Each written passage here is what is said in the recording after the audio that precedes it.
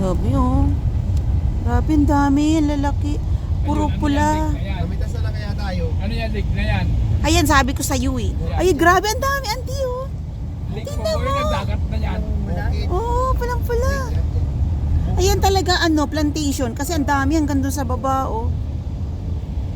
Ba't hindi nila kinukuha pulang-pula na? Ano kaya nila pinipitas? Tingin ko hindi na nila makukuha yan. Kasi kinukuha na Kasi pag talaga ina niya mo, matatanggal may ng tangkay eh, di ba? Eh, pulang-pula na eh, ang dami.